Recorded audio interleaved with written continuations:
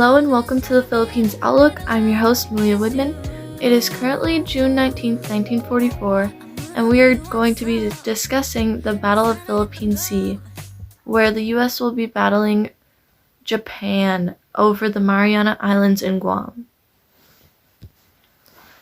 In total, they will have 127,000 soldiers fighting in the battle, 71,000 for America and 56,000 for Japan. The weapon statistics in total are 10 fleet carriers, 14 light carriers, 12 battleships, 19 heavy cruisers, 15 light cruisers, 99 destroyers, 52 submarines, 1,350 carrier aircraft, and 6 oilers.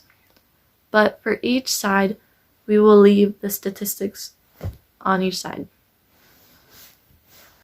The U.S.'s main goal in fighting in this was to protect Guam from being occupied by Japan, and mostly just protecting control of the sea. Plus, before the battle, Japan's forces were already hurt during the Battle of Midway.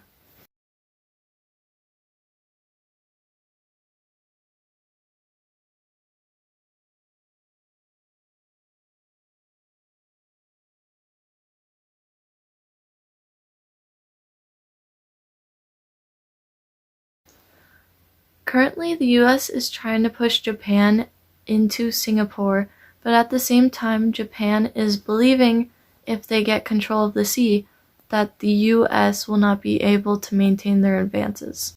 Here are some pictures of the live battle right now at the Philippine Sea. For both the Axis and Allied powers, we have for the U.S. General Spruance and Mitsker, and for Japan we have Ozawa and Kakuta. So far this battle has been an air and sea battle, so many ships and planes from both sides were attacking each other. Here we are sitting with a soldier who is currently serving at Battle of Philippine Sea. Hello, and what is your name? Emily Stein. And what country are you fighting for? I'm from the US and I'm currently drowning. Boo! What is your worst fear going into this battle? Well, probably dying. What does it mean for you that you were forced into this war? Well, I was drafted and ripped away from my family, and now I probably will never see them again because I'm drowning still. In America, Japanese citizens are currently still in internment camps, and women are in place of men in work. It is currently midday, June 19th, and the American radars picked up a large swarm of Japanese planes approaching, which is their first strike. So the U.S. sent more planes to handle this attack. Japanese lost most of their planes in the Coral Sea or Midway, and planned a second attack where out of 87 planes attacking, 19 got to any kind of base carrier or land. General Ozawa had very few planes left, and Japanese losses were at a high. The carriers Hyo, Zukakao, Chiyoda were hit.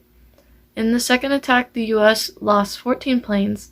The U.S. sent a massive rescue operation, leaving only 16 pilots and 33 aircrew remaining missing. In a total, 300 Japanese died and 80 U.S. men died. It is June 20th, 1944, and Japan has officially retreated because Task 58 sank the Japanese carrier Hyo and 2 oilers.